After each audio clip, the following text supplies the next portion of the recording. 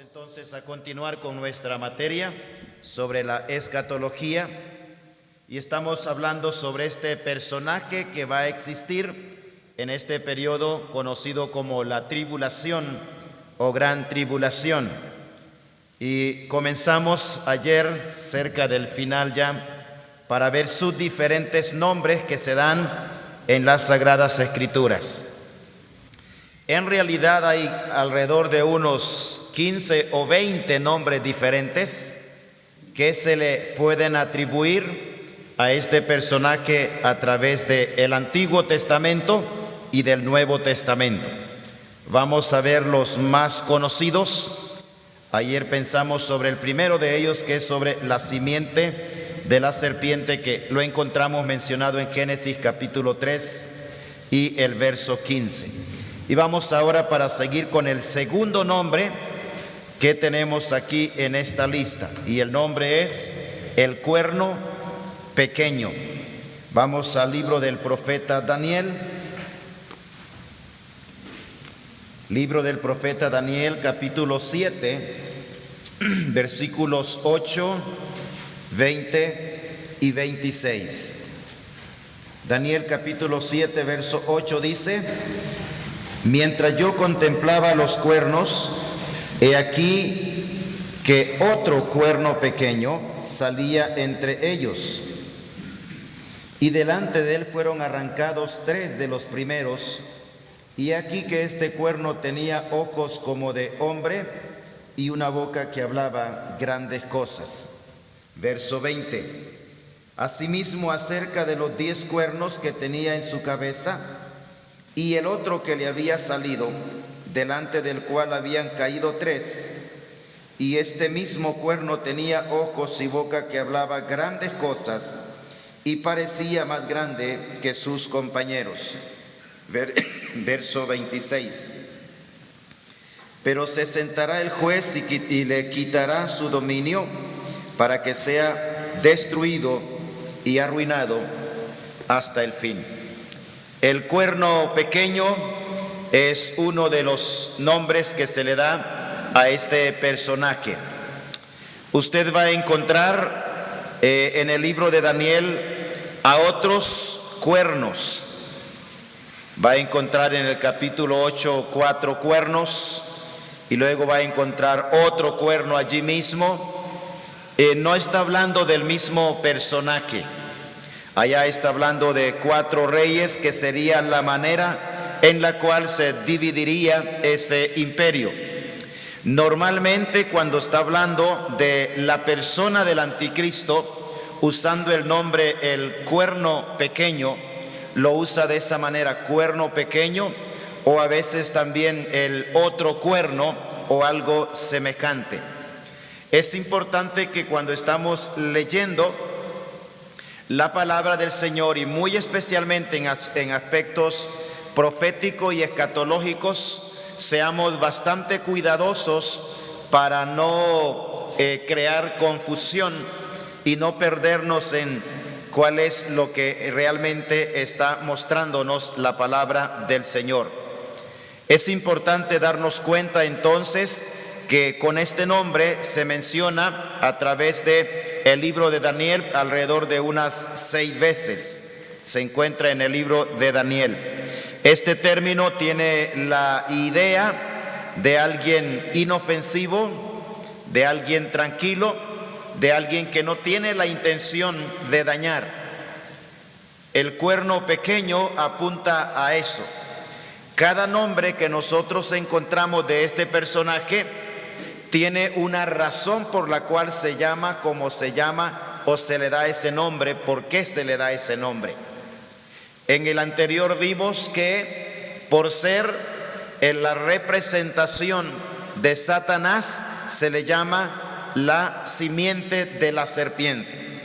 Ahora aquí la idea es alguien que aparece como pacífico, inofensivo, que no hay que preocuparse por él. Y es interesante cuando vemos la figura. Está hablando de la bestia espantosa y terrible que es el imperio romano, este imperio antiguo que está confederado por 10 reyes o 10 cuernos, y de entre los 10 surge el cuerno pequeño. Y con el correr del tiempo, este va creciendo en aceptación, va creciendo también en el ejercicio de sus funciones. Los otros 10 están viendo que él tiene capacidades extraordinarias. Sin embargo, él va a poco creciendo hasta que llega a verse como el más grande de todos los 10. Indica entonces también que el anticristo comenzará su carrera política como cualquier político de la actualidad. Él no va a surgir de un solo a la cabeza, va a comenzar poco a poco o desde abajo, por así decirlo, y va a ir creciendo. Él tendrá un crecimiento paulatino, o sea, poco a poco, y llegará con el tiempo a ser la cabeza del imperio, de esta confederación de 10 reinos, y después de eso llegará a ser la cabeza del mundo, porque al final este personaje va a estar a la cabeza como el hombre más poderoso, más importante, más capaz, más inteligente en todos los aspectos y los campos de la vida. Y es por esa razón que el mundo fanáticamente le va a adorar y van a preguntarse: ¿quién como la bestia? ¿Y quién podrá luchar contra ella? La marca distintiva del cuerno pequeño será un odio contra Dios y contra sus santos.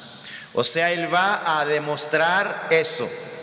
Es más, él va a atreverse a desafiar a Dios, a retar a Dios delante de los hombres. Es muy probable que lo va a hacer, ya que estamos en la época moderna. Lo va a hacer a través de medios de comunicación. Ahora, con los medios de comunicación, uno puede estar siendo visto de todos los rincones del mundo. Y este personaje,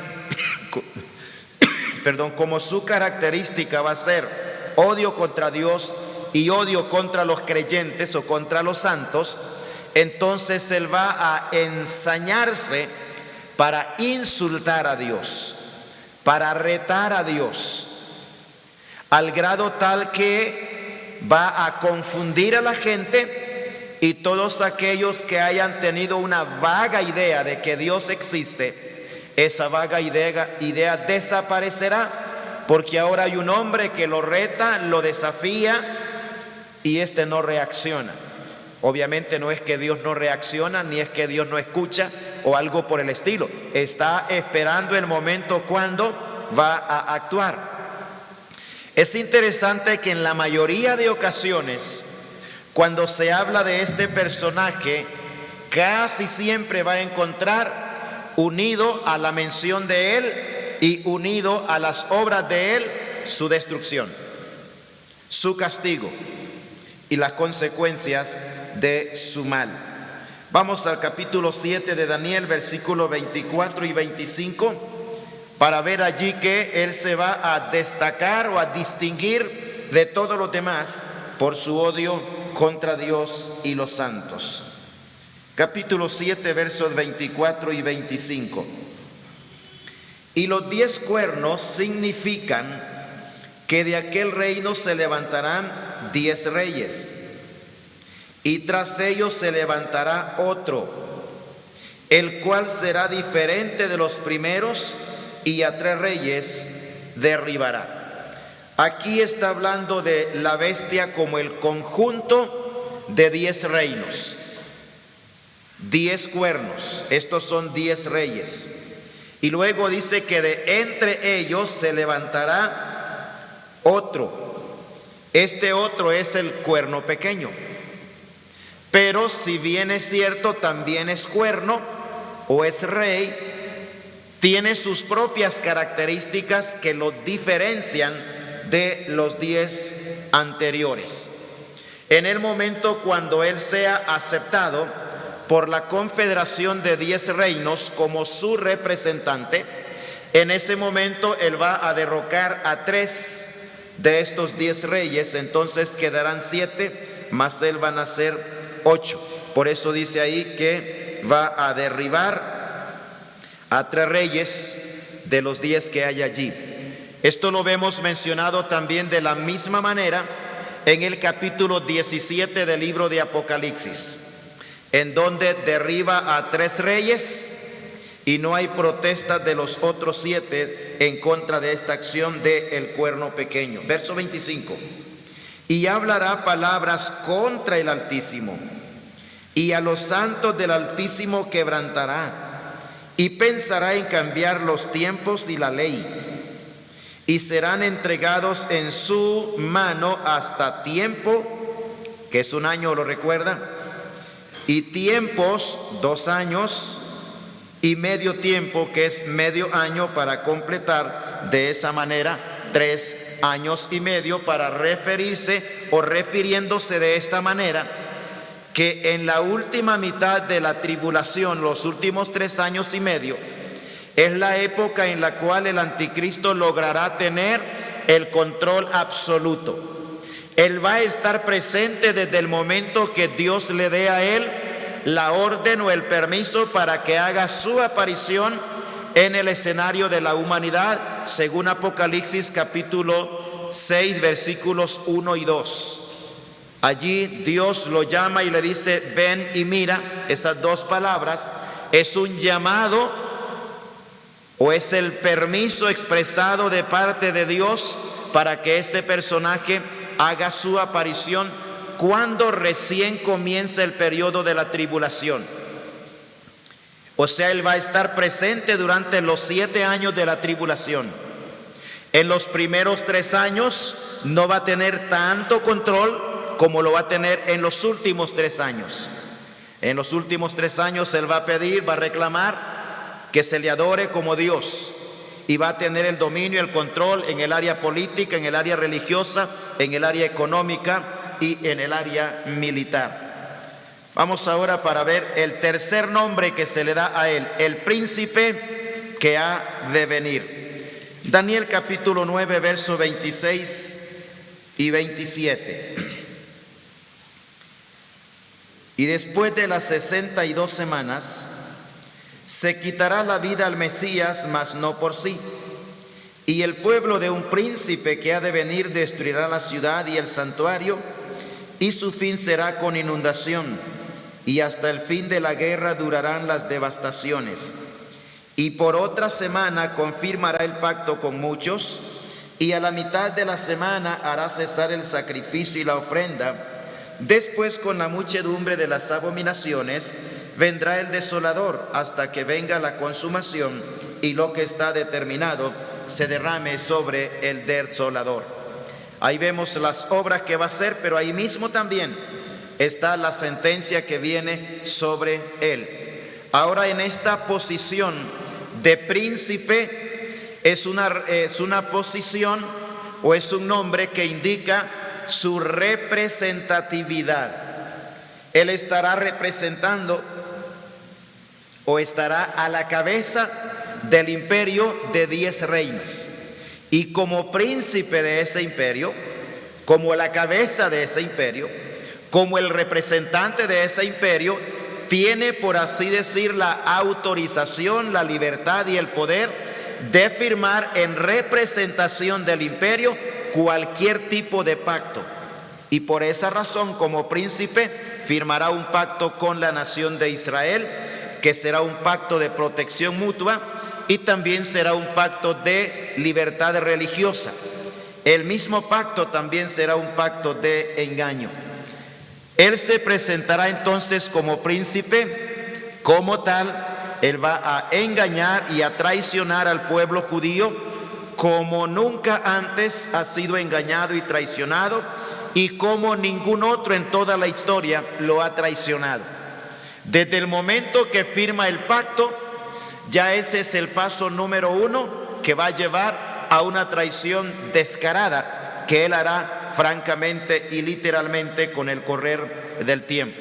Este pacto va a ser firmado inmediatamente, o sea, va a ser firmado después del arrebatamiento de la iglesia, con lo cual va a dar inicio lo que es el periodo de la tribulación, a lo cual se le puede llamar también el día del Señor.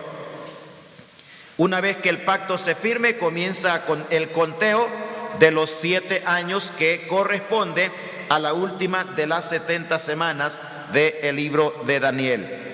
Él será entonces el príncipe de su confederación de 10 naciones y llegará a estar a la cabeza de su confederación. Daniel capítulo 7 versos 24 y 25. Capítulo 7 versos 24 y 25. Y los 10 cuernos significan que de aquel reino se levantarán 10 reyes, y tras ellos se levantará otro, el cual será diferente de los primeros, y a 3 reyes derribará. Y hablará palabras contra el Altísimo, y a los santos del Altísimo quebrantará, y pensará en cambiar los tiempos y la ley, y serán entregados en su mano hasta tiempos y medio tiempo. Y vamos ahora a Apocalipsis capítulo 17, libro de Apocalipsis capítulo 17, para ver versos 11 al 13, en donde le vemos a él allí ya colocado por voluntad de los otros, no porque él haya presionado, pero allí colocado a la cabeza de esta confederación de 10 reinos o 10 naciones. Capítulo 17, verso 11.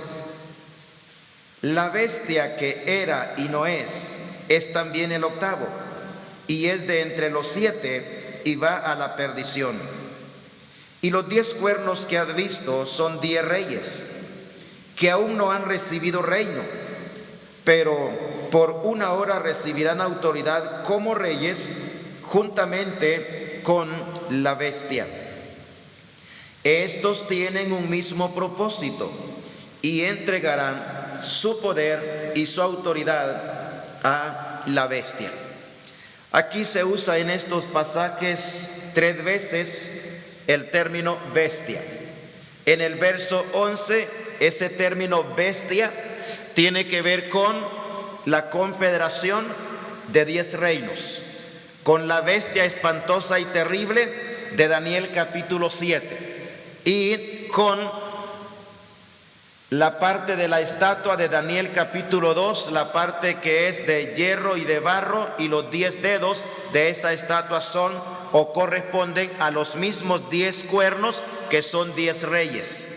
Pero luego, cuando vamos al verso 12, la parte final, otra vez se usa el término bestia, y ahí es para referirse al individuo que va a estar a la cabeza de ese imperio, igual también en el versículo 13. Ahí se ve entonces que los 10 se ponen de acuerdo, tienen, dice, un mismo propósito y entregarán su poder y su autoridad a la bestia. De esa manera entonces vemos cómo va a llegar a esa posición por determinación o disposición voluntaria de los 10 reyes. Versículos 16 y 17. Y los 10 cuernos que viste en la bestia, otra vez, la bestia allí es el imperio, la composición de los 10 reyes. Estos aborrecerán a la ramera y la dejarán desolada y desnuda, y devorarán sus carnes y la quemarán con fuego, porque Dios ha puesto en sus corazones el ejecutar lo que Él quiso, ponerse de acuerdo y dar su reino a la bestia hasta que se cumplan las palabras de Dios. Notemos entonces allí que los 10 reyes obran por una acción con determinación divina, o sea, es Dios el que está atrás de todo el desarrollo del programa. Entonces, los reyes, por disposición y voluntad soberana, como lo dice aquí el verso 17, ellos determinan darle a el cuerno pequeño o al príncipe que ha de venir, independientemente de cuál nombre estemos usando, para que sea él el que esté a la cabeza. De esa manera es como este personaje llegará a ser lo que Daniel, el capítulo 7, está mencionando. Diferente de los 10 y más grande que los 10, porque los va a representar. Entonces la función que él va a tener como príncipe es una función representativa y a la vez autoritativa. Los 10 le dan su trono, su poder y autoridad, y ahora él puede hacer y puede firmar lo que él quiera firmar, porque por esa razón es el príncipe que ha de venir. El cuarto nombre que encontramos es el rey que hará su voluntad. Daniel capítulo 11, verso 36 en adelante. Libro de Daniel, el capítulo 11, versículo 36. Ahí se evidencia el tipo de ser que este individuo va a ser y la manera como va a desarrollar su gobierno. Capítulo 11, verso 36 en adelante. Y el rey hará su voluntad, y se ensoberbecerá, y se engrandecerá sobre todo Dios, y contra el Dios de los dioses hablará maravillas. Esta palabra maravillas en el original es blasfemias, es insultos. Y prosperará hasta que sea consumada la ira, porque lo determinado se cumplirá. Del Dios de sus padres no hará caso, ni del amor de las mujeres, ni respetará a Dios alguno, porque sobre todo se engrandecerá. Mas honrará en su lugar al Dios de las fortalezas, Dios que sus padres no conocieron. Lo honrará con oro y plata, con piedras preciosas y con cosas de gran precio. Con un Dios ajeno se hará de las fortalezas más inexpugnables, y colmará de honores a los que le reconozcan, y por precio repartirá la tierra. Pero al cabo del tiempo el rey del sur contenderá con él, y el rey del norte se levantará contra él como una tempestad, con carros y gente de a caballo y muchas naves, y entrará por las tierras e inundará y pasará. Entrará en la tierra gloriosa, y muchas provincias caerán, mas éstas escaparán de su mano, Edom y Moab, y la mayoría de los hijos de Amón.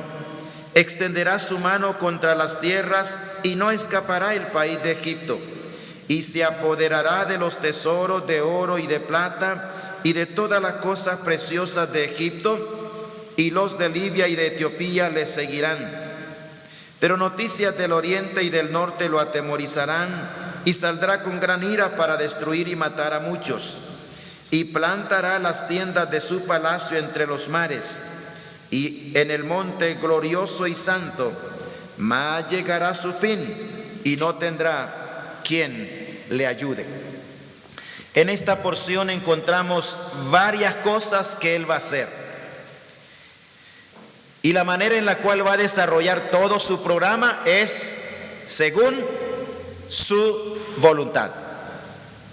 O sea, eso implica de que él no va a sujetar su voluntad a nada y a nadie. Él va a hacer lo que él quiera, no habrá forma de detenerlo.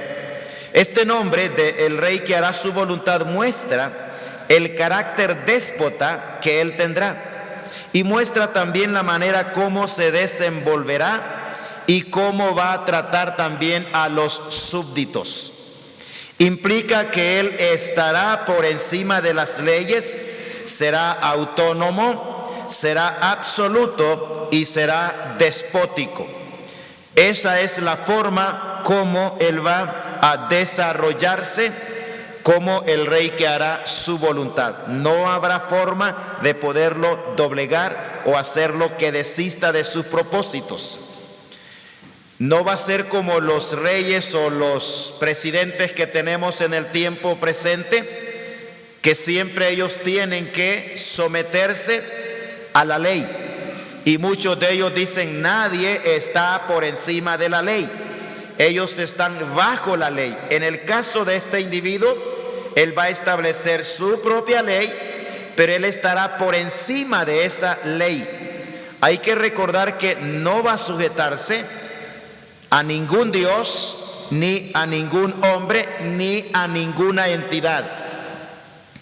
Al comienzo del periodo de la tribulación, él va a tolerar que el sistema falso religioso de la gran ramera tenga cierto control sobre él. Por esa razón se ve en Apocalipsis 17 a la gran ramera cabalgando sobre el imperio o la bestia que tiene los 10 cuernos. Pero con el correr del tiempo, los 10 cuernos o los 10 reyes entran en confrontación con la bestia que ha estado, con la mujer que ha estado jineteando a la bestia por algún tiempo, y se la sacuden, la destruyen, la desaparecen y la queman con fuego. Como el rey que hará su voluntad, se va a destacar en lo siguiente. Primero, será un apóstata, no del judaísmo, sino del cristianismo verdadero. En el capítulo 11 de Daniel, versículo 37, lo encontramos. Daniel 11:37. Del Dios de sus padres no hará caso, ni del amor de las mujeres, ni respetará a Dios alguno, porque sobre todo se engrandecerá. Ese es el carácter de él, como el que va a hacer o quiere hacer y buscará hacer su voluntad. Pero también se destacará en segundo lugar, como apóstata va a desechar todo lo natural y exaltará a falsos dioses en lugar de el Dios verdadero. Va a desechar lo que es natural. Capítulo 11, versículo 38 y 39. Más honrará en su lugar al Dios de las fortalezas, Dios que sus padres no conocieron. Lo honrará con oro y plata y con piedras preciosas y con cosas de gran precio. Con un Dios ajeno se hará de fortalezas, de las fortalezas más inexpugnables, y colmará de honores a los que le reconozcan, y por precio repartirá la tierra. Y luego, en tercer lugar, también va a destacarse que él va a presentarse a sí mismo como Dios. O sea, esa es la meta más grande que él tiene. Y no solamente presentarse como Dios, sino que las grandes masas de la raza humana lo reconozcan y lo adoren como tal. En cuarto lugar, mientras dure su carrera, será un conquistador mundial humanamente invencible. Mientras él esté en esa carrera que va a llevarle al final a la cabeza del mundo, él va a conquistar. Solo hay un hombre de la historia del pasado que puede parecerse al menos como conquistador con este personaje, y este fue Alejandro el Grande, el que conquistó todo el mundo conocido en su época, y lo hizo en una edad muy temprana. A los 28 años de edad, este hombre joven ya había logrado controlar, conquistar bajo la fuerza y con la guerra todo el mundo conocido. Murió más o menos a los 32 o 33 años de edad, relativamente joven, pero conquistó de una manera extraordinaria todo el mundo conocido. Es el único hombre en la historia que, al menos en este aspecto, se asemeja al anticristo. Él podría ser en este sentido un precursor, pero no ha habido hasta el día de hoy un personaje que reúna todas las características que la Escritura dice que este individuo va a tener. Versículos 40 y 41, estamos siempre en el capítulo 11. Pero al cabo del tiempo el rey del sur contenderá con él y el rey del norte se levantará contra él como una tempestad, con carros y gente de a caballo y muchas naves, y entrará por las tierras, se inundará y pasará. Entrará en la tierra gloriosa y muchas provincias caerán, mas éstas escaparán de su mano: Moab, Edom y Moab, y la mayoría de los hijos de Amón. Extenderá su mano contra las tierras de Egipto, contra las tierras, y no escapará el país de Egipto. Y se apoderará de los tesoros de oro y de plata, y de todas las cosas preciosas de Egipto, y los de Libia y de Etiopía le seguirán. O sea, es un conquistador que no tiene igual. Pero también, en quinto lugar, él se adueñará de cualquier nación y de lo que más le guste, y no habrá forma de sujetarlo. Es lo que hemos leído aquí en los versículos 42 y 43. Pero también él establecerá su palacio en Jerusalén, allí mismo donde él habrá hecho un pacto tiempo atrás. Ahora aquí él, en este acto supremo de impiedad y de blasfemia, él va a llegar a ese extremo. Versículo 45: y plantará las tiendas de su palacio entre los mares y el monte glorioso y santo, mas llegará a su fin y no tendrá quien le ayude. Mateo capítulo 24 y el versículo 15. Evangelio de Mateo capítulo 24, el verso 15. El Señor habló de esta realidad. Dice: por tanto, cuando veáis en el lugar santo la abominación desoladora de que habló el profeta Daniel, el que lee entienda. Ahí se le llama abominación desoladora. Es interesante ver que él, como el que va a hacer su propia voluntad y que no habrá nadie que pueda domarlo o controlarlo, él va a ser autónomo, va a ser despótico, él va a hacer lo que le dé la gana, va a adueñarse de cualquier cosa que le guste. Nadie podrá entonces sujetarlo a él. Hay que recordar que él va a entrar a Israel y a Jerusalén no por la fuerza, va a entrar amparado en el pacto que habrá firmado al comienzo de la tribulación. Pero no va a entrar cuando la tribulación comience, no va a entrar a Jerusalén. Él va a entrar después. Cuando ya va a estar en la última parte de la tribulación, él ya estará allí, porque a partir de ese periodo de tiempo es donde él va a tener el control absoluto de toda la raza humana durante un periodo de 3 años y medio. Pero luego también se destaca que su tiempo de extremos abusos está limitado, y está limitado a 3 años y medio, y luego será juzgado por el juez absoluto. Es lo que encontramos en el capítulo 7 de Daniel y el verso 26. Daniel, el capítulo 7 y verso 26, dice: pero se sentará el juez y le quitará su dominio, para que sea destruido y arruinado hasta el fin. Esto es lo que va a hacer el Señor Jesucristo en su segunda venida al final de la tribulación.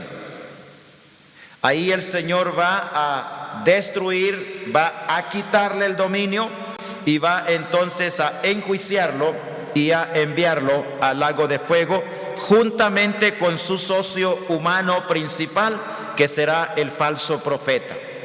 Vamos ahora con el quinto nombre que se le da a este personaje: la abominación desoladora. Abominación desoladora. Daniel capítulo 9 y el verso 27. Y por otra semana confirmará el pacto con muchos. A la mitad de la semana hará cesar el sacrificio y la ofrenda. Después, con la muchedumbre de las abominaciones, vendrá el desolador hasta que se consuma y lo que está determinado se derrame sobre el desolador. Capítulo 11, verso 31. Y se levantará de su parte tropas que profanarán el santuario y la fortaleza, y quitarán el continuo sacrificio y pondrán la abominación desoladora. Hay otro personaje en la historia del pasado que en este sentido, por así decirlo, hizo lo que va a suceder para este tiempo futuro. Este fue Antíoco Epifanes. Él entró en Jerusalén y él profanó el templo de Dios en la ciudad de Jerusalén, y él lo profanó de la manera más ofensiva posible hacia los judíos, sacrificando allí en el lugar santo, en el lugar santísimo, una cerda. Eso fue algo abominable para los judíos y obviamente también abominable para Dios. Aquí va a suceder, no es que va a sacrificarse a este individuo, pero él va a profanarlo. Entrando en el templo, pondrán allí, dice, la abominación desoladora. Ahí es donde comienza la última parte de la tribulación, de los últimos 3 años y medio. A partir de allí, él se establece como Dios, él se deifica a sí mismo y va a estar puesto allí y va a reclamar y a pedir y exigir adoración de los seres humanos. Abominación desoladora. Capítulo 12 y el verso 11. Y desde el tiempo que se ha quitado el continuo sacrificio hasta la abominación desoladora, habrá 1290 días. Recuerde que 1260 días corresponden a 3 años y medio. Eso lo hemos visto anteriormente. Pero aquí hay un mes más.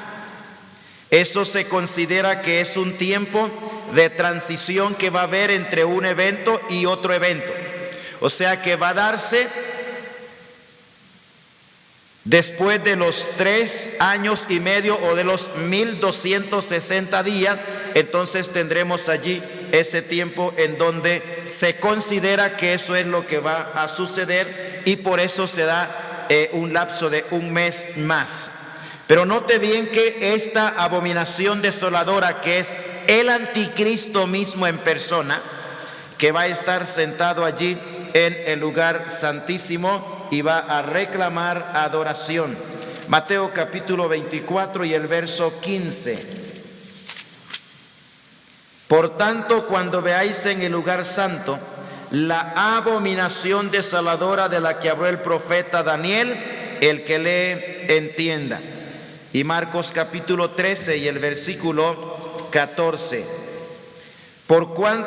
Pero cuando veáis la abominación desoladora de que habló el profeta Daniel, puesta donde no debe estar, el que le entienda, entonces los que estén en Judea huyan a los montes. El que esté en la azotea no descienda a la casa, ni entre para tomar algo de su casa. Y el que esté en el campo no vuelva atrás a tomar su capa. Mas hay de las que estén en cinta y de las que críen en aquellos días.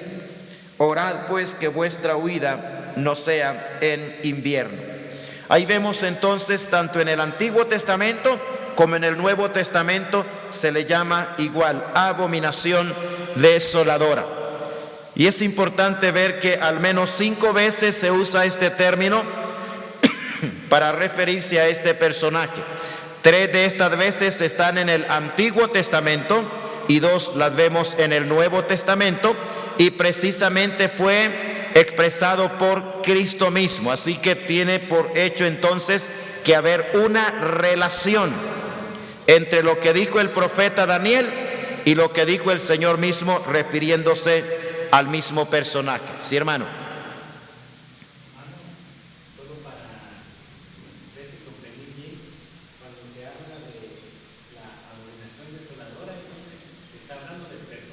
Se está hablando del individuo, o sea, del anticristo o la bestia, que es lo mismo. Este es otro término también profético y tiene la idea, o sea, abominación desoladora tiene la idea de algo despreciable, pero a la vez también de algo destructor. El término nos muestra que él será alguien deplorable y alguien odioso delante de Dios. Por esa razón es abominación y es también desoladora. O sea, lleva por así mismo, por así decirlo, en el nombre mismo los dos conceptos. Algo despreciable, pero a la vez también algo destructivo.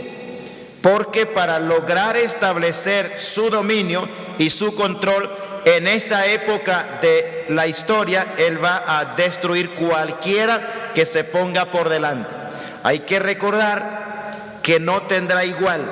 Llegará un momento en el cual nadie podrá levantar la mano, ni organizaciones, ni derechos humanos, ni movimientos internacionales, absolutamente nada ni nadie, porque todo estará subyugado obligatoriamente a las determinaciones de esta abominación, algo deplorable y odioso delante del Señor.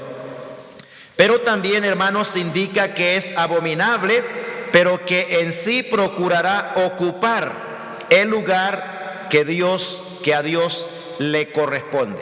O sea, es lo peor, lo más depravado, degenerado y corrupto, y es tan odioso, por así decirlo, por eso se le llama abominación, que en esas condiciones de incomprensible inmoralidad, él va a pretender ser el verdadero Dios, va a reclamar esa posición. Segunda Tesalonicenses capítulo 2 y el versículo 4. Dice así: el cual se opone y se levanta contra todo lo que se llama Dios o es objeto de culto, tanto que se sienta en el templo de Dios como Dios, haciéndose pasar por Dios. O sea, será tan abominable que de una manera desafiante y descarada va a hacer eso. El templo es un lugar santo, es de Dios. A él no le va a importar eso, y es precisamente lo que va a procurar hacer. Y es interesante ver que aquí en el verso 4 se habla 3 veces sobre Dios, 3 o 4 veces sobre Dios, el cual se opone y se levanta contra todo lo que se llama Dios o es objeto de culto, tanto que se sienta en el templo de Dios como Dios, haciéndose pasar por Dios. Abominación desoladora. El personaje más diabólico, más depravado y más corrupto querrá que lo acepten y lo reconozcan como el Dios verdadero, como el Dios santo, como el Dios omnipotente. Por esa razón, la expresión del Señor en Mateo y en Marcos es una expresión alarmante. Cuando veáis la abominación desoladora de la que habló el profeta Daniel, sabed entonces que la cosa está complicada. Hay que huir, no hay que regresar a la casa, no hay que regresar a Jerusalén. El sexto nombre que se le da al anticristo. Los primeros 5 que hemos visto son nombres que encontramos en el Antiguo Testamento. No son los únicos, pero son los más conocidos. Ahora vamos a nombres que encontramos en el Nuevo Testamento, y el primero de ellos es el hombre de pecado. Segunda Tesalonicenses capítulo 2 y el verso 3. Nadie os engañe en ninguna manera, porque no vendrá sin que antes venga la apostasía y se manifieste el hombre de pecado, el hijo de perdición. Antes de entrar en el hombre de pecado, hay que recordar que el verso 3 tiene su contexto, que es versículo 2, en donde se habla de el día del Señor.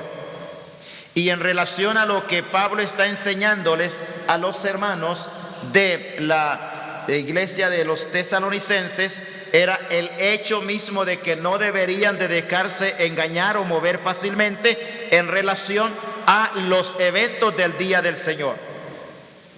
Vamos a ver el contexto antes de entrar al verso 3, versículos 1 y 2. El versículo 1, hermanos, está hablando de el arrebatamiento de la iglesia.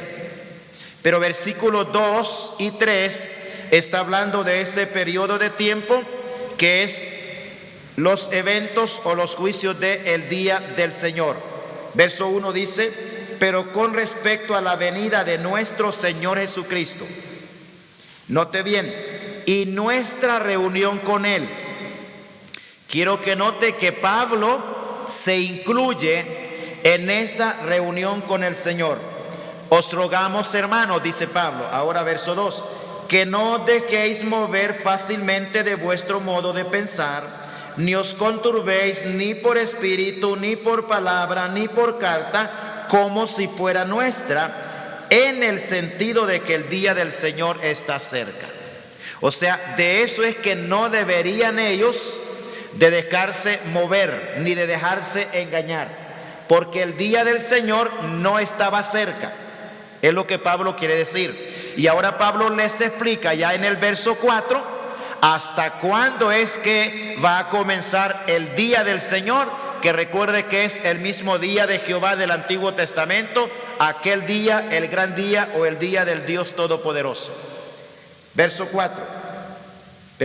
3, nadie os engaña en ninguna manera, porque no vendrá. Lo que no vendrá es el día del Señor, ¿verdad? No vendrá sin que antes venga la apostasía y se manifieste el hombre de pecado, el hijo de perdición. Cada nombre de este personaje describe el carácter de él. Y debido de que tiene tantas cosas que lo caracterizan, es que tiene tanta cantidad de nombres que se le dan a él. Este término indica el carácter con el cual este personaje desarrollará su propio gobierno. Indica también que él no tendrá ningún escrúpulo para hacer ninguna clase de mal a ninguna persona. Nada de escrúpulos, absolutamente nada. Recordemos, es la representación del diablo en la tierra. Y entonces cualquier tipo de mal le va bien, le cabe, le encaja, lo puede describir. Entonces va a hacer toda clase de mal y sin ningún tipo de escrúpulos. Indica que él manifestará las obras del pecado en todos los sentidos de pecado conocido que él sea capaz de inventar. Por eso se le llama hombre de pecado.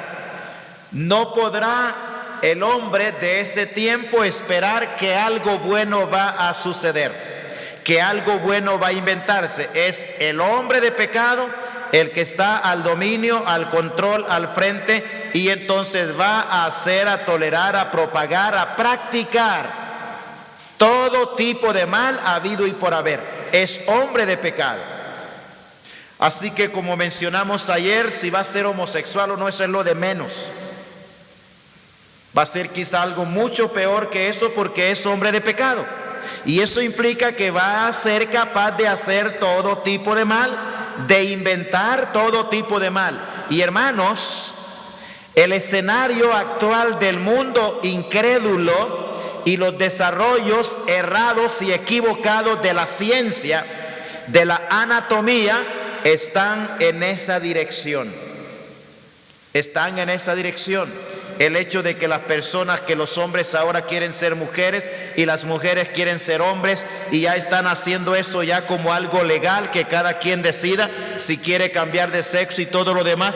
Eso solo es el escenario que va preparándose, y eso no se va a poder parar. Eso va a continuar, va de mal en peor. El mal en todas las dimensiones es el escenario que este enemigo de nuestras almas, enemigo de Dios y enemigo de los santos, necesita tener para darle o para que se le pueda dar la bienvenida. Ahora él, como tal, como hombre de pecado, blasfemará contra Dios, blasfemará contra su pueblo y blasfemará contra los ejércitos celestiales. Apocalipsis capítulo 13, versículo 5. 13:5 de Apocalipsis dice: también se le dio boca que hablaba grandes cosas y blasfemias, y se le dio autoridad para actuar 42 meses. Normalmente cuando vemos que se dan datos de cantidad de tiempo, de años, especialmente en este sentido, y relacionado con el actuar del anticristo, está refiriéndose a esa última mitad de este periodo de la tribulación, que es lo más terrible que existirá. Luego tenemos el séptimo nombre que se le da a él. ¿Ya había terminado? Ok, seguimos entonces. El séptimo nombre que se le da, que es el segundo que encontramos en el Nuevo Testamento, el hijo de perdición. Ahí mismo en 2 Tesalonicenses, el capítulo 2, el verso 3, ahí están dos nombres, ya vimos el primero. Nadie os engañe en ninguna manera, porque no vendrá sin que antes venga la apostasía y se manifieste el hombre de pecado, el hijo de perdición. Y luego el verso 8.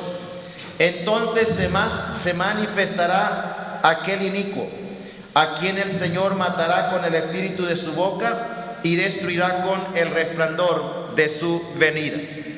Hijo de perdición. Él no solamente será perdido, hermano, en todos los aspectos, sino que también el término mismo indica el lugar que le espera. Cuando nosotros vemos todos estos detalles de este personaje, ya tengo varios años de estudiar el tema y de compartirlo, pero a veces siempre me he preguntado, porque cuando usted ve la escritura se va a dar cuenta que quienes van a estrenar el lago de fuego es el anticristo y el falso profeta, y no el diablo. El diablo va a llegar allá 1000 años después del anticristo y del falso profeta. ¿Es que es más pecador el anticristo y el falso profeta que el diablo? Pues quizá no.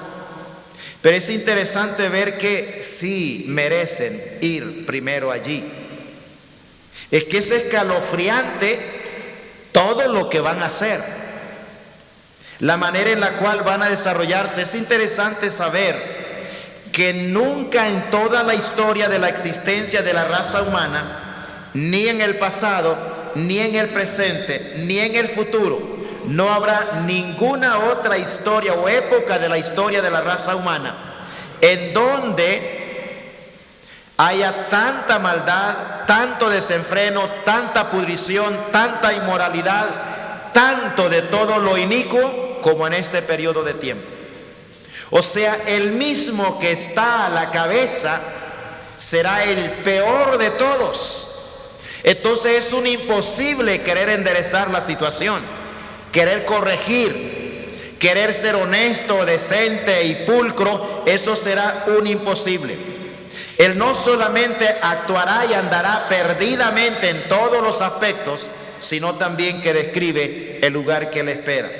Describe el hecho de que la derrota del anticristo será inevitable, también será sin precedentes y será aplastante. Y eso lo encontramos desde el profeta Daniel, Daniel capítulo 7, versículo 26.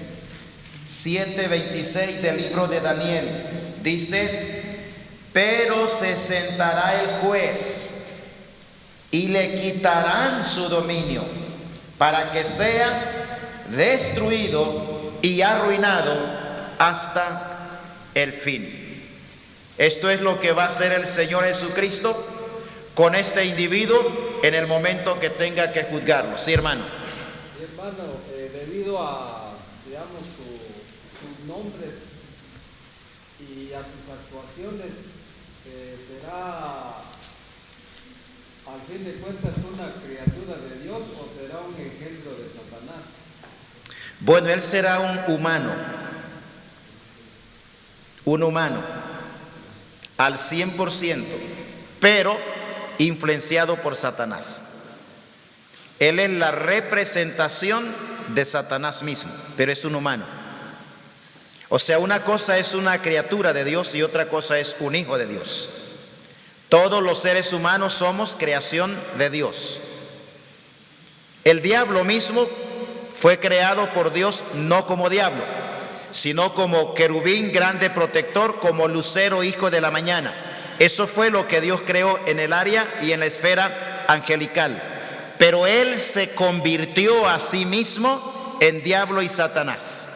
No es que Dios hizo a un Satanás y que Dios hizo al diablo. Él creó un querubín grande y protector. Él se convirtió a sí mismo en lo que ahora es. Es algo semejante con nosotros los seres humanos. Dios nos creó a nosotros perfectos, santos, inocentes y rectos. ¿Y qué dice Eclesiastés? Pero ellos buscaron muchas perversiones. O sea, Dios no creó seres humanos pecadores. Nosotros los seres humanos determinamos hacernos y convertirnos en pecadores y seguidores del diablo. Igual sucedió con este ser. Entonces, este será un hombre al 100%, un humano, alguien creado por Dios como todos los demás, pero con la influencia directa de Satanás. Capítulo 9, versículo 27 de Daniel. Estamos viendo el hecho de que el juicio y la condenación será inevitable, será sin precedentes de parte de Dios contra este personaje. 9:27, especialmente la última parte del verso 27, pero lo leeremos todo. Y por otra semana confirmará el pacto con muchos. A la mitad de la semana hará cesar el sacrificio y la ofrenda. Después, con la muchedumbre de las abominaciones, vendrá el desolador, hasta que venga la consumación y lo que está determinado se derrame sobre el desolador. También el término indica que el anticristo será una persona, o sea, un humano, una persona con espíritu, alma y cuerpo, y no una filosofía ni tampoco una organización. Es una persona real, visible, humana, claro, con capacidades extraordinarias para el mal y con la influencia de Satanás. Más adelante vamos a ver las razones por las cuales él será aceptado, recibido y adorado. También demuestra que su plan y actividades no tendrán un éxito permanente, porque su destrucción es segura y también será total su destrucción. El hijo de perdición. Antes de avanzar, quiero enfocarme un poquito en el versículo 8, Segunda Tesalonicenses 2:8. Vayamos ahí, por favor, si no lo tiene abierto, vayamos ahí. Porque a veces encontramos, cuando tratamos de ver pasajes así, encontramos las cosas que son aparentes contradicciones entre lo que dice un escritor y lo que dice otro. Dice el versículo 8 de Segunda Tesalonicenses 2: y entonces se manifestará aquel inicuo a quien el Señor matará con el espíritu de su boca y destruirá con el resplandor de su venida. Quiero enfocarme por un momento en esta expresión utilizada aquí por Pablo, en donde dice que va a matar a este inicuo, o sea, el anticristo. Y cuando vamos, por ejemplo, a Apocalipsis, el capítulo 19 y el verso 20, ahí encontramos que este personaje, que allá se le llama el inicuo, que es la bestia y el mismo anticristo, no es matado, sino que contrario a eso, este personaje es lanzado vivo al lago de fuego. 19:20 de Apocalipsis. Y la bestia fue apresada, y con ella el falso profeta que había hecho delante de ella las señales con las cuales había engañado a los que recibieron la marca de la bestia y habían adorado a su imagen, estos dos fueron lanzados vivos dentro de un lago de fuego que arde con azufre. Pablo dice que va a ser matado por el Señor con el espíritu de su boca. Pero Juan dice que va a ser lanzado vivo al lago de fuego. El término o la expresión aquí en Tesalonicenses, matar, es un término que se utiliza en sentido limitado, no en el sentido absoluto del término. Es un tipo de expresión, es un modismo que tenemos en la Escritura. Nosotros usamos bastante también ese tipo de expresión. Si estamos haciendo algo y decimos, bueno, me mató el hermano con algo que hizo o que dijo, ¿verdad? Es una forma de expresarnos.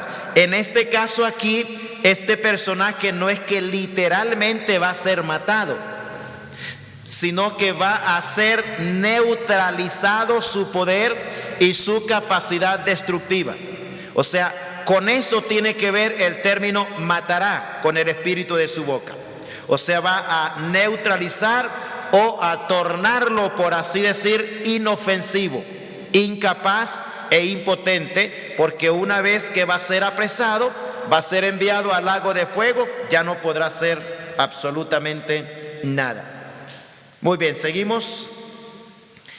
Inciso D, el orden de los eventos relacionados con el hijo de perdición en Tesalonicenses capítulo 2, versos 3 al 12 será el siguiente.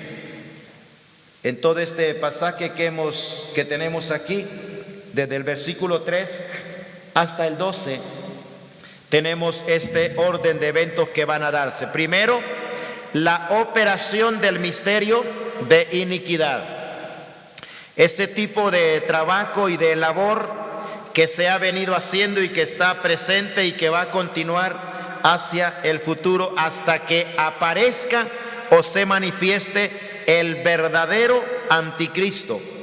En segundo lugar, la apostasía de la iglesia profesante. Es lo que está mencionando en el versículo 3. Porque no vendrá, dice, hasta que venga la apostasía y se manifieste el hombre de pecado, el inicuo o el hijo de perdición. La apostasía de la iglesia profesante. Cuando hablamos de la iglesia profesante, estamos hablando de personas que profesan fe en Cristo, pero es una fe irreal. O sea, no son personas que se convierten verdaderamente al Señor Jesucristo, sino que profesan una fe que puede ser intelectual, puede ser emocional, pero no es una fe real. Esos son la iglesia profesante. No es lo mismo que la iglesia protestante, no es lo mismo. La iglesia protestante son los verdaderos creyentes, los verdaderos hijos de Dios, los que hemos nacido de nuevo. Pero esta iglesia profesante son personas que profesan fe, pero es una fe irreal. Y son parte de lo que es la iglesia falsa o la apostasía. En tercer lugar, la remoción de lo que lo impide que el ministerio de iniquidad se desarrolle. Solo que hay quien, dice Pablo, al presente lo detiene, versículo 7, porque ya está en acción el misterio de la iniquidad. Solo que hay quien al presente lo detiene, hasta que él a su vez sea quitado de en medio. O sea, en este orden los eventos se van a ir dando. Habrá un momento en el cual ya es tiempo, por así decir, de que el anticristo se manifieste y comience su actividad ya de manera libre o con libertad, por así decirlo.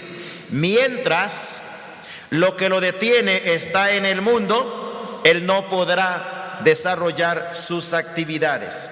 Y este que detiene ese misterio de iniquidad, obviamente tiene que ser el Espíritu Santo y la presencia de los creyentes de la época de la gracia en el mundo. En cuarto lugar, la manifestación del inicuo, quien engañará a los incrédulos con señales y prodigios mentirosos. La imposibilidad de salvación para los incrédulos conscientes del evangelio que vivan en esa época. O sea, ellos no van a poder convertirse a Cristo en ese periodo de tiempo si conscientemente han rechazado, entendido y escuchado el Evangelio, y por seguirse complaciendo en el pecado y en la injusticia deciden rechazar el mensaje de salvación. Es lo que tenemos en los versículos 10 en adelante. Y con todo engaño de iniquidad para los que se pierden, por cuanto no recibieron el amor de la verdad para ser salvos.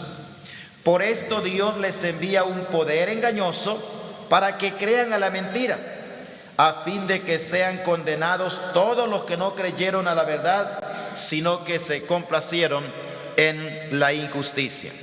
Y en quinto lugar, ya cerca o al final de la tribulación, se va a dar la venida de Cristo en gloria y la destrucción de lo que es el hijo de perdición. Muy bien, vamos ahora con el octavo nombre de este personaje y el tercero en el Nuevo Testamento. Ok, sí, hermano. Cuando hablamos que el anticristo ejerce su poder, y lo hemos leído en Daniel 7, que es destruido, recordemos que él ha ganado unas potencias mundiales. Por ejemplo, vemos hoy la organización de la Santa Oriental, miramos la Unión de las Naciones Unidas, la Unión Europea. Cuando el Señor venga a destruir, él destruye más que todo la posición de gobierno que tiene. Lo que habla de Daniel 2:34, la piedra cortada, no sé si es... Bueno, allí en Daniel capítulo 12 está hablando del antiguo imperio romano, que destruye y golpea todo lo que es este esquema de la estatua, que su parte final es parte de hierro y barro y sus pies con 10 dedos. Eso representa el imperio romano que va a ser destruido por la persona del Señor Jesucristo. Una piedra cortada, dice, no con mano. Y en ese mismo lugar, hablando del mundo, en ese mismo lugar entonces va a crecer ¿qué? Un monte que llena toda la tierra, hablando allí entonces de lo que es el reino milenial del Señor Jesucristo que va a efectuarse.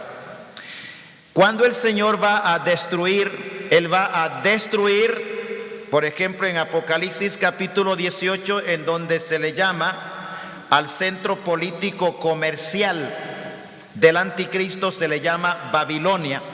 Esa Babilonia va a ser destruida, que tiene que ver con todo el centro político de gobierno del anticristo, que lo habrá logrado establecer, por así decirlo, allí en Jerusalén. Eso va a ser completamente destruido. Toda la riqueza que habrá acumulado, el oro, la plata, las cosas preciosas, todo eso va a ser eliminado en este juicio de parte del Señor. Y eso va a darse cuando el Señor aparezca ya en su segunda venida al final del periodo de la tribulación. Ok, vamos con el nombre número 8, el tercero en el Nuevo Testamento, el inicuo. Segunda Tesalonicenses capítulo 2 versos 8 y 9. Y entonces se manifestará aquel inicuo, a quien el Señor matará con el espíritu de su boca y destruirá con el resplandor de su venida.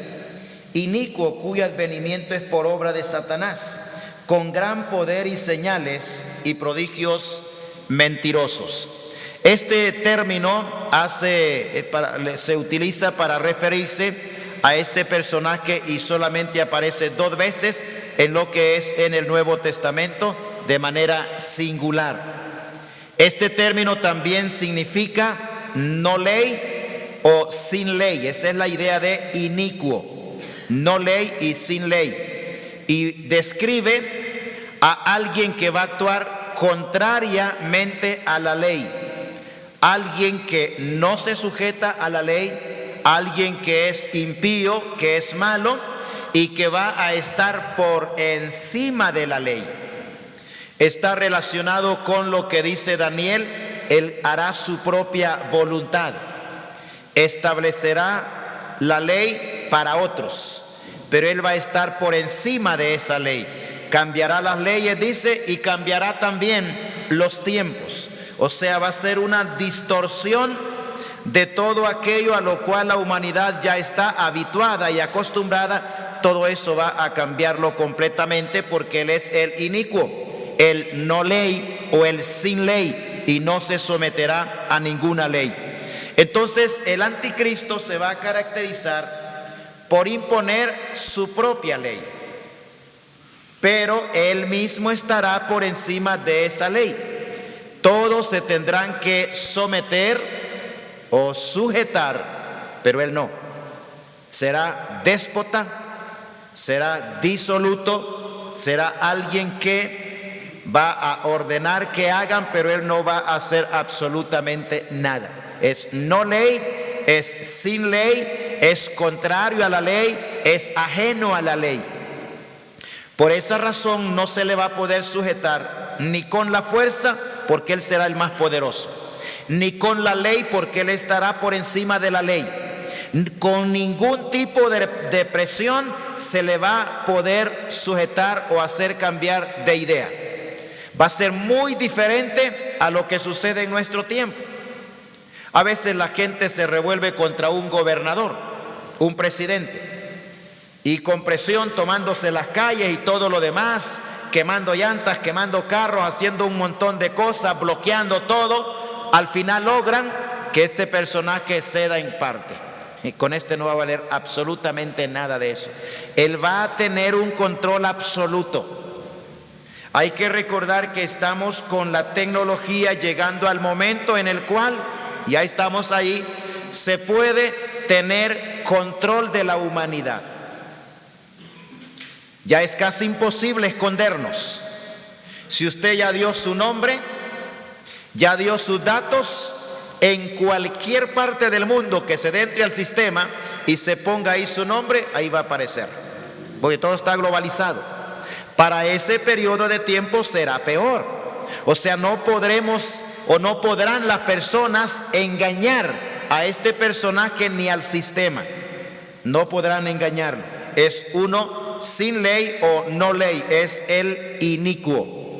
No habrá una manera legal ni por la fuerza de hacerlo desistir de lo que Él quiera hacer o de lo que Él quiera cambiar.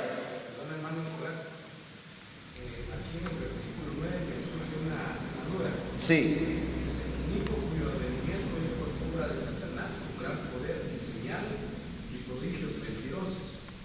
Aprendimos en una clase anterior que quien hace las señales y los milagros es el falso profeta. Entonces, mi pregunta es, ¿podrá ser que en este versículo están implicadas las dos personas? El asunto es que es una sociedad y cualquiera de los tres que actúe es igual. Sí. Entonces, aquí puede hablar de Sí. falso profeta y de verdad. Sí, pero más que todo así, porque hay que recordar cuando vamos a Apocalipsis, el capítulo 13, vemos que la otra bestia o la segunda bestia tiene autoridad y ejerce su autoridad no en contra, sino en presencia. O sea, la idea ahí es a favor de. Dice versículo 12 y 13. Apocalipsis 13, versos 12 y 13. Y ejerce toda la autoridad de la primera bestia en presencia de ella. Y hace que la tierra y los moradores de ella adoren a la primera bestia, cuya herida mortal fue sanada. También hace grandes señales de tal manera que aún hace descender fuego del cielo a la tierra delante de los hombres. Es, por así decir, una sociedad en la cual los dos pueden hacer milagros. Como hace milagros el Hijo, hace milagros el Espíritu Santo y hace milagros el Padre. Entonces ahí no hay necesidad de hacer, por así decir, una separación. O sea, va a hacer milagros el mismo individuo y va a hacer milagros también su socio, que es el falso profeta. Entonces no habrá manera legal ni por la fuerza de hacerlo desistir de lo que él quiera hacer o de lo que él quiera cambiar. En Daniel capítulo 7, versículo 25 nos da la idea. Daniel 7, 25. Y hablará palabras contra el Altísimo y a los santos del Altísimo quebrantará, y pensará en cambiar los tiempos y la ley, y serán entregados en su mano hasta tiempo, tiempos y medio tiempo. Va a cambiar, dice, los tiempos, va a cambiar la ley, y no habrá forma de oponérsele y decir, no, esto no lo puede hacer. Actualmente, sí, hermano.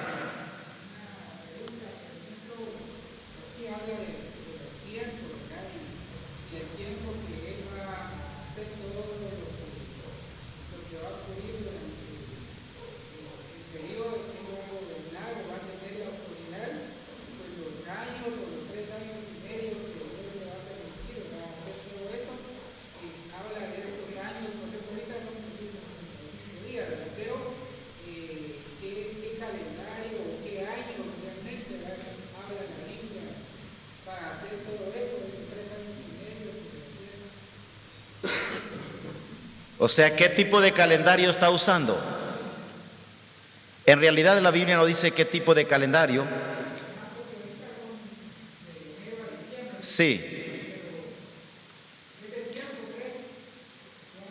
Sí, obviamente hay que recordar que cuando se dan fechas o datos, normalmente en la Biblia se está dando datos en base al calendario judío. Todo se desarrolla aún en el Antiguo Testamento, las fechas de los meses y de los días y todo lo que se da es en base al calendario de los judíos o el calendario hebreo. El hecho de 360 días es exactamente lo mismo, pero no estamos diciendo, bueno, si va a ser hasta febrero, marzo, abril, porque en el hebreo son otros los nombres de los meses del calendario hebreo, y el calendario hebreo agarra normalmente la mitad de un mes de los nuestros y la mitad del otro mes. Entonces no es que digamos hay un mes, por ejemplo, Nisan, no es un mes que corresponda a cualquiera de los meses de nuestro calendario solar que nosotros usamos, sino que agarra parte de un mes y parte del otro mes. Entonces es en base a ese hecho. Pero días, ya sean en el calendario nuestro o en el de los hebreos, los días son los mismos, por así decirlo, pero normalmente está enfocado o basado en el calendario hebreo o el calendario bíblico o los datos bíblicos que hay para eso.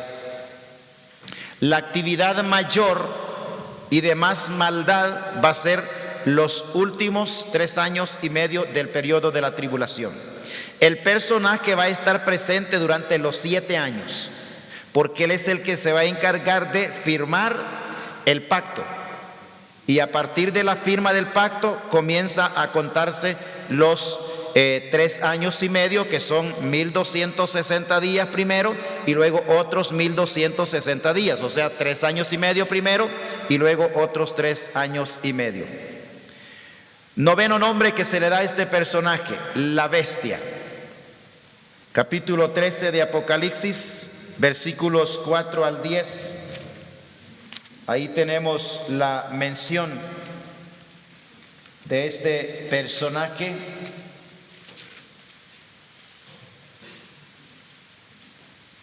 Y adoraron al dragón que había dado autoridad a la bestia, y adoraron a la bestia diciendo, ¿quién como la bestia y quién podrá luchar contra ella?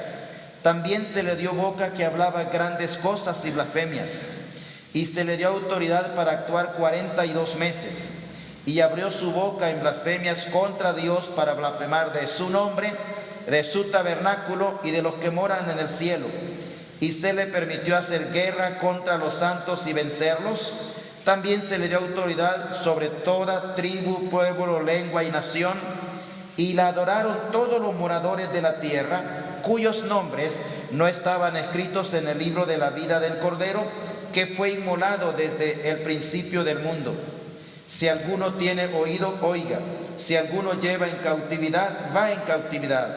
Si alguno mata a espada debe ser muerto. Aquí está la paciencia y la fe de los santos. Capítulo 17, versículos 11 al 17. 17, 11 al 17. Y la bestia que era y no es también el octavo, y es de entre los 7 y va a la perdición. Y los 10 cuernos que has visto son 10 reyes, que aún no han recibido reino, pero por una hora recibirán autoridad como reyes juntamente con la bestia. Estos tienen un mismo propósito y entregarán su poder y su autoridad a la bestia. Pelearán contra el Cordero y el Cordero los vencerá, porque Él es Señor de señores y Rey de reyes. Y los que están con Él son llamados, elegidos y fieles. Me dijo también: las aguas que has visto donde la ramera se sienta son pueblos, muchedumbres, naciones y lenguas. Y los 10 cuernos que viste en la bestia, estos aborrecerán a la ramera y la dejarán desolada y desnuda, y devorarán sus carnes y la quemarán con fuego. Porque Dios ha puesto en sus corazones el ejecutar lo que Él quiso, ponerse de acuerdo y dar su reino a la bestia hasta que se cumplan las palabras de Dios. Al igual que los nombres anteriores, este también tiene su significado, el por qué se le llama bestia. Cuando habla de hora ahí, ¿estás dividiendo de literal o simbólico? No, simbólico. Hablando de corto tiempo en el cual eso se va a dar. Hermano, una consulta. En el capítulo 13, verso 6 dice, el verso 7 dice, se le permitió hacer guerra contra los santos y vencerlos. ¿A qué santos se refiere en ese versículo? Y la siguiente pregunta es del capítulo 17, el verso 14, que dice, pelearán contra el Cordero, y el Cordero los vencerá. ¿A qué tipo de pelea se refiere en ese versículo? Bueno, en el primer pasaje del capítulo 13, que dice que va a pelear contra los santos y los va a vencer, está hablando de el martirio que van a sufrir todos los que se conviertan en el periodo de la tribulación. O sea, Él va a matar a los creyentes. Si algún creyente lograse escapar de el anticristo, se va a encontrar con el falso profeta. Si lograse escapar del anticristo y del falso profeta, se va a encontrar con la imagen de la bestia, que igual tendrá poder y autoridad para matar a todos los que no adoren a la bestia. O sea, los santos que van a ser vencidos son santos, son creyentes que se van a convertir en el periodo de la tribulación, que van a ser literalmente matados por todo el sistema del anticristo, ya sea por el anticristo personalmente, por el falso profeta, por la imagen que tendrá también poder para matar a los que no quieran adorar a la bestia, o por cualquier ministro o trabajador, por así decir, o empleado del anticristo. En esa época, el cristianismo no va a poder, por así decir, demostrar prácticamente que realmente Dios existe, porque van a matar creyentes como matar ratas, que no hay quien las defienda. En ese sentido, cuando dice que pelearán contra el Cordero y el Cordero los vencerá, está hablando de el suceso que va a darse cerca del final de lo que es el periodo de la tribulación. De esa manera. Muy bien, seguimos. El apóstol Juan usa este nombre para referirse al anticristo, lo usa alrededor de unas 28 veces como bestia. Hay que recordar que cuando estamos leyendo y encontramos el nombre bestia, hay que recordar que se usa para referirse a el imperio en sí, compuesto por 10 reyes o reinos o naciones o cuernos. Pero también se utiliza para referirse al individuo que estará a la cabeza del imperio, o sea, de los 10 reyes. Y también se utiliza en una o dos ocasiones para referirse al falso profeta.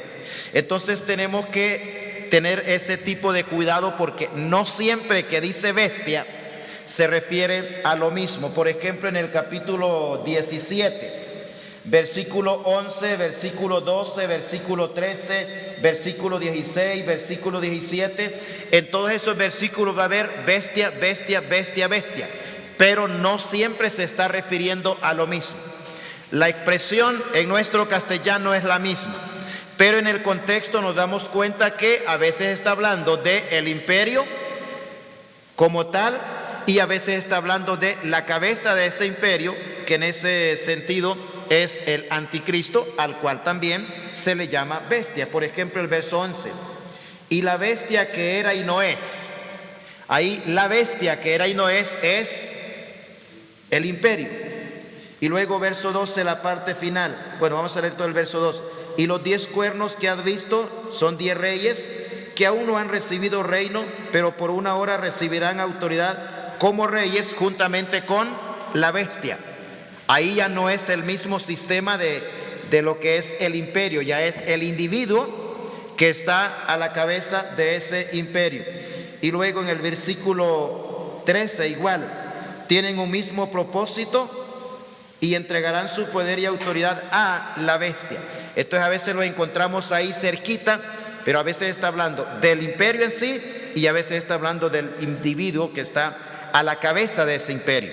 Entonces cuando leemos tenemos que procurar ver bien esos detalles, nunca ignorar el contexto dentro del cual estamos desarrollando una lectura. Siempre tenemos que respetar por encima de cualquier cosa el contexto, que son los versos que están antes del texto que estamos estudiando y los versos que están después del texto.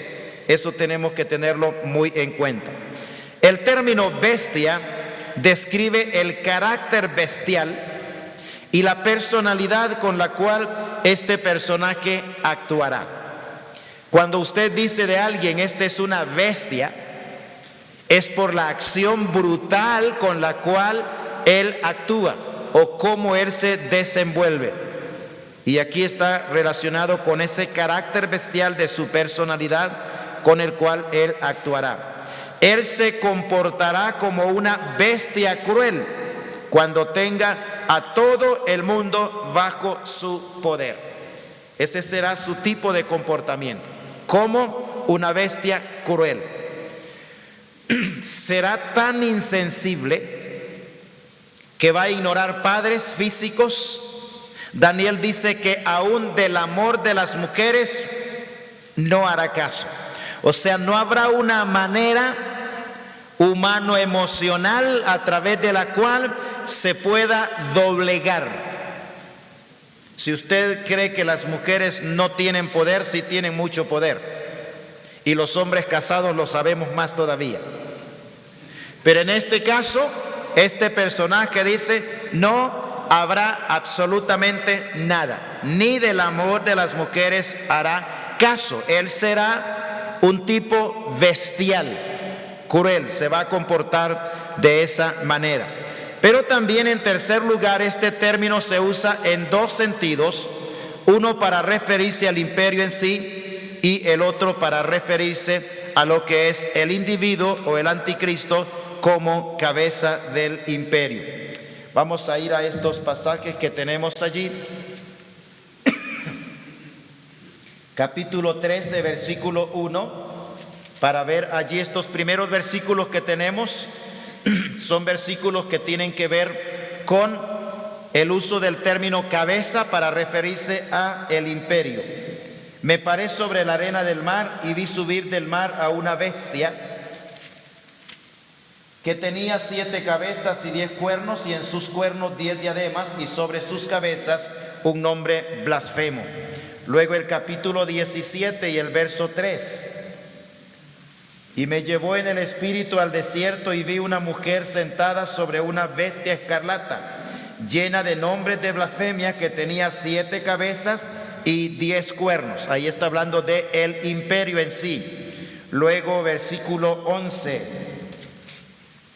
Y la bestia que era y no es también el octavo, y es de entre los 7 y va a perdición. Y luego el verso 16. Y los 10 cuernos que viste en la bestia, estos aborrecerán a la ramera y la dejarán desolada y desnuda, y devorarán sus carnes y la quemarán con fuego. Esos pasajes nos hablan entonces de bestia para referirse a el imperio en sí, compuesto por 10 reinos. Hay una expresión aquí que quiero, en el verso 11, dice la bestia que era y no es, y es también el octavo. Pocas veces aparece esa forma de expresión en las Escrituras, hablando aquí del mismo imperio compuesto por 10 reyes. Aquí se le llama el octavo. ¿Por qué razón se le llama el octavo? Hay que recordar que el imperio en sí está compuesto por 10 reinos. Luego, de entre los 10 surge el cuerno pequeño. Con él llegan a ser 11. 10 más el cuerno pequeño serían 11 cuernos, solo que a uno de ellos se le llama cuerno pequeño, que al final viene a destacarse y a ser más grande que los 10. Cuando este cuerno pequeño es reconocido y colocado en la posición y lugar de representatividad de los 10, él va a derribar a 3 de ellos. Entonces de los 10 han quedado 7, más el cuerno pequeño hacen 8. Por eso se le llama a ese mismo imperio, a esa misma bestia que es el imperio, por eso se le llama el octavo. Antes tenía 11 con el cuerno pequeño, primero tiene 10, luego surge el cuerno pequeño, son 11. Cuando el cuerno pequeño crece al grado de ser el cabeza del imperio de 10, entonces se deshace de 3 y quedan 8. Y es la razón por la cual al mismo imperio se le llama allí el octavo. Seguimos. Y la otra forma en la cual se usa es para referirse al individuo o el anticristo como la cabeza del imperio. Y lo tenemos aquí en Apocalipsis capítulo 17, verso 17. Dice: porque Dios ha puesto en sus corazones el ejecutar lo que Él quiso, ponerse de acuerdo y dar su reino a la bestia hasta que se cumplan las palabras de Dios. Ahí es el individuo que está a la cabeza. Capítulo 19, versos 19 y 20. Y vi a la bestia y a los reyes de la tierra y a sus ejércitos reunidos para guerrear contra el que montaba el caballo blanco y contra su ejército. Y la bestia fue apresada y con ella el falso profeta, que había hecho delante de ella las señales con las cuales había engañado a los que recibieron la marca de la bestia y habían adorado su imagen. Estos dos fueron lanzados vivos dentro de un lago de fuego que arde con azufre. Capítulo 20 y el verso 10. Y el diablo que los engañaba fue lanzado al lago de fuego y azufre, donde estaban la bestia y el falso profeta, y serán atormentados día y noche por los siglos de los siglos. Entonces ahí tenemos, no son todas las porciones que tenemos ahí, solo tenemos algunas, pero es suficiente para que veamos cuándo se usa para el imperio y cuándo se usa para el individuo. El profeta Daniel usa este término con frecuencia para referirse a los imperios mundiales, como lo vemos en Daniel el capítulo 7, versículo 1 en adelante, en esta visión en donde se ven los imperios del mundo como bestias. Desde el versículo 1 hasta el versículo 7 tenemos estas 4 bestias. En el verso 3 dice 4 bestias grandes, diferentes la una de la otra, que subían del mar. Recuerde que el mar representa las naciones, pueblos, tribus, lenguas y naciones.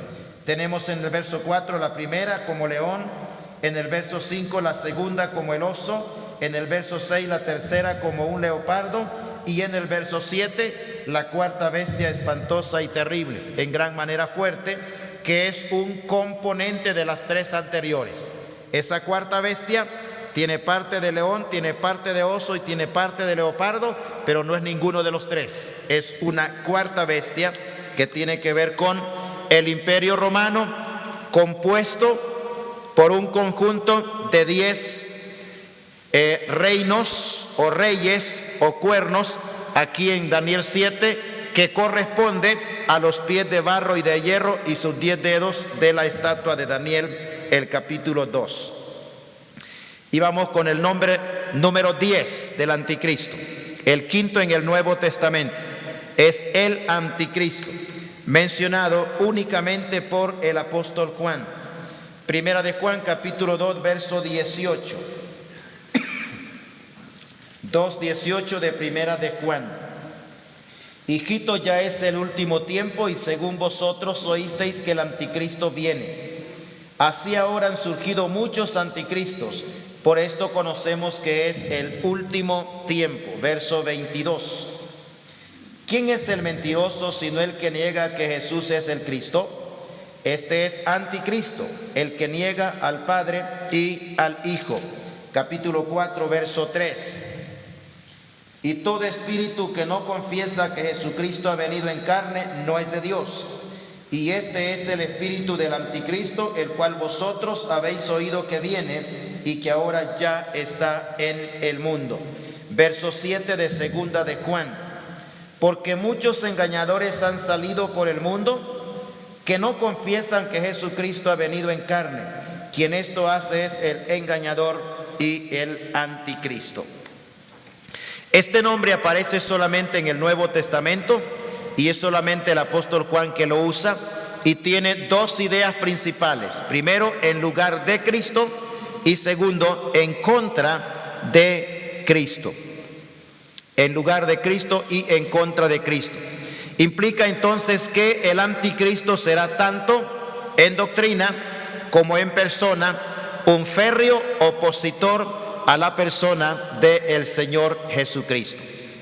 El anticristo también como persona o personaje aparecerá hasta que el Señor lo permita o hasta que el Señor le dé la orden para hacer su aparición ante la humanidad.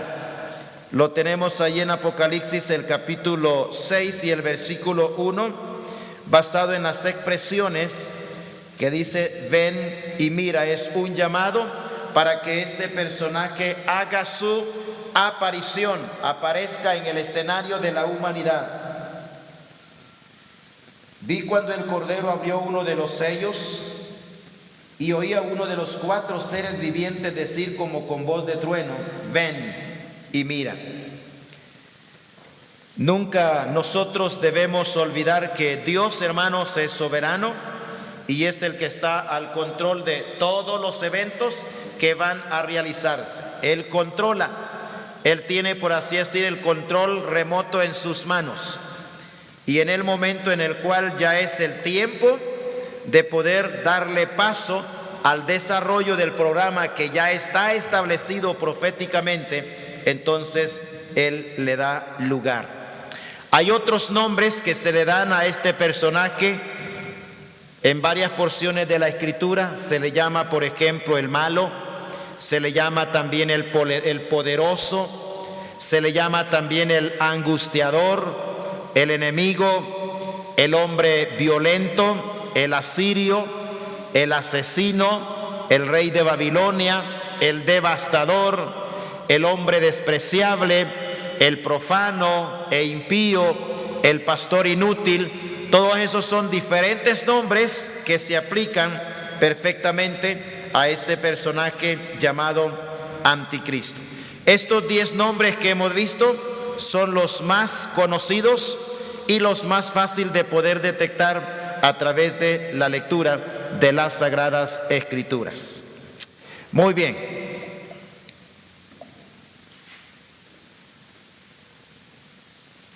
Nos quedamos aquí.